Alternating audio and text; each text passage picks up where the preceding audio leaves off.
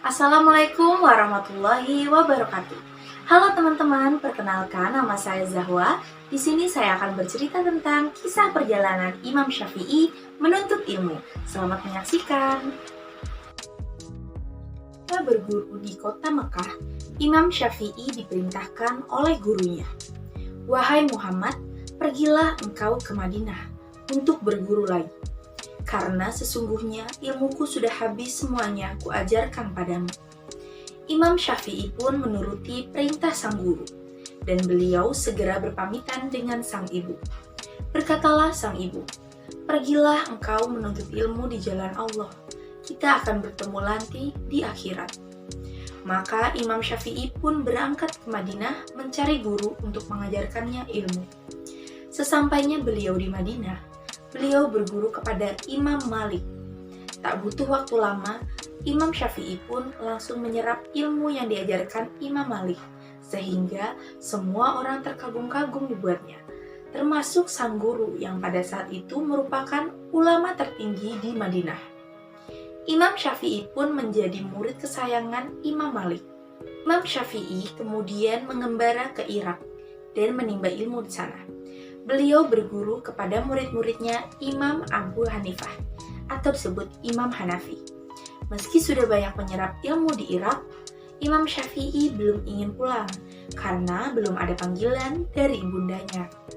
Di Irak, Imam Syafi'i berkembang menjadi murid yang terkenal sangat pintar dan tercerdas, sehingga dalam waktu singkat ia sudah diminta untuk mengajar.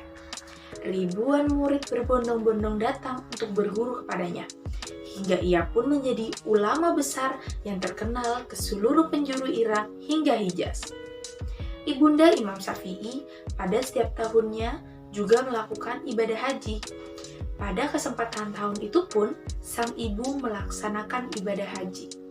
Pada saat itu, sang ibu mengikuti kajian dari salah seorang ulama, yang mana sang ulama tersebut sering mengucapkan nama Imam Syafi'i.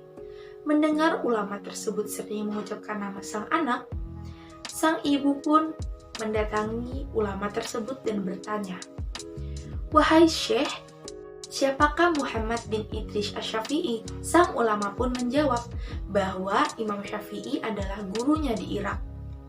Kemudian sang ibu dengan penasaran menanyakan lagi kepada sang ulama bahwa Muhammad bin Idris Asy-Syafi'i yang manakah yang engkau maksud? Ulama tersebut pun menjawab bahwa ia merupakan ulama besar yang berasal dari kota Mekah. Sang ibu pun terkejut mengetahui bahwa guru ulama tersebut merupakan anaknya. Kemudian sang ulama menyampaikan kepada ibunya, Imam Syafi'i, bahwa ia ingin berpesan apa kepada anaknya. Sang ibu pun menjawab bahwa ia telah memperbolehkan sang anak untuk pulang ke rumahnya. Sesampainya sang ulama tersebut di Irak, ia langsung menyampaikan pesan tersebut kepada sang guru, yaitu Imam Syafi'i. Imam Syafi'i yang mendengar kabar tersebut langsung bergegas untuk pulang ke Mekah. Mendengar kabar sang imam ingin pulang, penduduk Irak sangat sedih sekali. Namun mereka tidak bisa berbuat apa-apa ketika sang imam ingin pulang.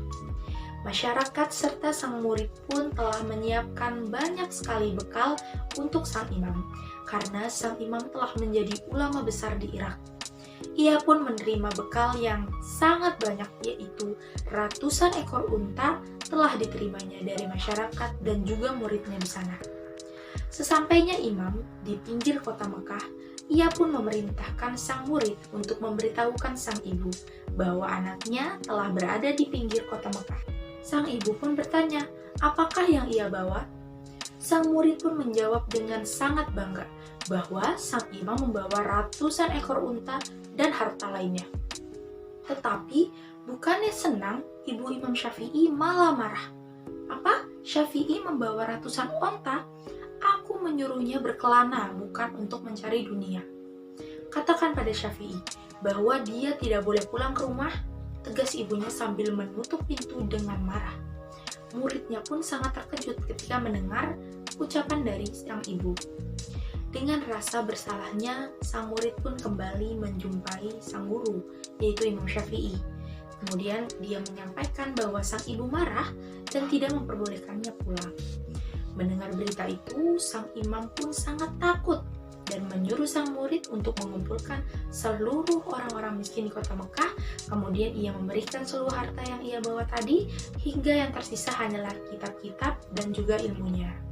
Kemudian sang imam pun memerintahkan lagi sang murid untuk memberitahu sang ibu tentang hal ini. Setelah mendengar kabar tersebut, sang ibu pun memperbolehkan sang imam untuk pulang ke rumahnya.